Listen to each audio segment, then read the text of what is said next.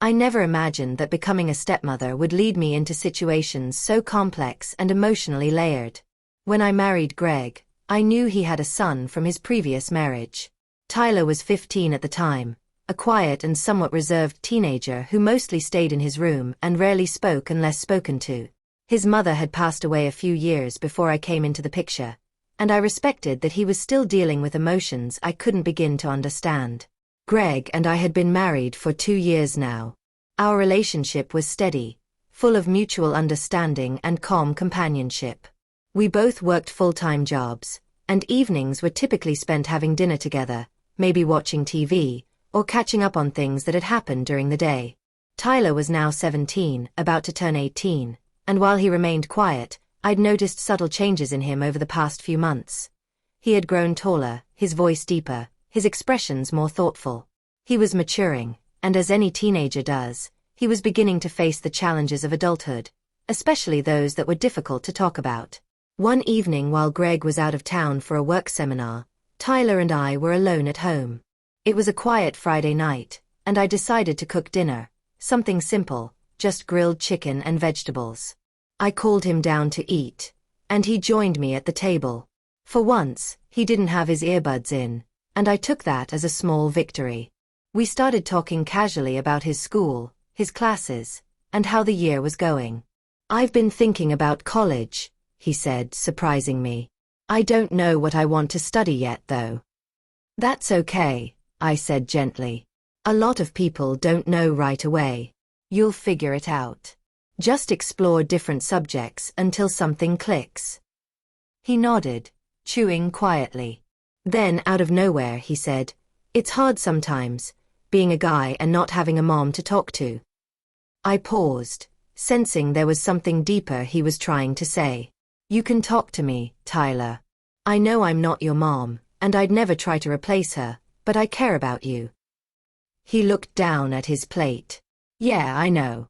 It's just complicated. Try me," I said softly. He hesitated, but then he began to open up. He spoke in vague terms at first, about feeling overwhelmed, confused by his emotions, sometimes even guilty for things he didn't fully understand.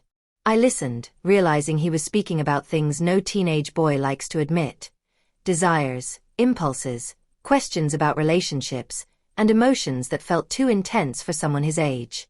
I knew this was a delicate subject, and I had to tread carefully, like walking on glass barefoot. "Sometimes I feel like I'm just wrong for feeling certain things," he confessed. "And I don't really have anyone to talk to about it." "There's nothing wrong with you, Tyler," I said, keeping my voice steady. "Everyone has desires. It's part of growing up. What matters is how you deal with them." He looked up at me, his eyes anxious but also relieved. "You mean I'm not bad?" "Not at all," I reassured him. "You're human. But part of becoming an adult is learning how to manage your feelings in healthy ways, without hurting yourself or others." We talked for a long time that night. He asked me questions that I answered as respectfully and honestly as I could, without stepping into inappropriate territory. I spoke in terms of emotional intelligence, understanding boundaries, and self-control. I reminded him that desires don't define a person, our actions do. He seemed to absorb every word like he had been craving this kind of conversation for years. Over the next few weeks, he grew more open. He started joining me for breakfast in the mornings, asking about my day, even helping around the house. I made sure to keep my interactions with him respectful but encouraging. I wasn't trying to be a mother to him, but rather a stable adult figure he could trust and confide in. I also talked to Greg about Tyler's emotional growth. While I didn't disclose the details of our conversation, I did suggest that Greg spend more one-on-one time with him. Greg appreciated the insight and began making more of an effort. One weekend, Greg had planned a fishing trip with his brother, and I was again alone with Tyler. That Saturday morning, I found him in the kitchen looking flustered. His face was red, and he looked like he'd been crying. I immediately went into gentle mode. "What's wrong?" I asked, placing a cup of tea in front of him. He didn't speak at first. I waited patiently. "I feel like I'm messing up everything," he finally said. Why do you feel that way? I asked. Because I've had these thoughts, and they make me feel ashamed, he whispered. I didn't pry. I let him speak when he was ready. He didn't go into specifics, but I could tell from the way he struggled to look me in the eye that his desires were centered around complicated emotions. Maybe attraction, maybe confusion, maybe just a need for comfort he didn't know how to express. I gently reminded him that desires are not wrong, they're signals. They show us what we need, emotionally and mentally. Sometimes they get tangled with physical feelings, especially when we're teenagers. But that's why it's important to develop awareness, so we can understand ourselves better and choose how to act. We talked again, just like that first night. I told him that shame was a heavy burden and one he didn't need to carry. He deserved compassion and guidance, not judgment. I encouraged him to try journaling when emotions felt too heavy or to talk to a counselor if things got too complicated. I even gave him a book about emotional intelligence and understanding oneself. He took it, and a few days later, thanked me quietly, saying it helped more than he expected. As months passed, our bond became more natural. Tyler grew more confident. His grades improved, he joined the school photography club, and even started seeing a girl from his class.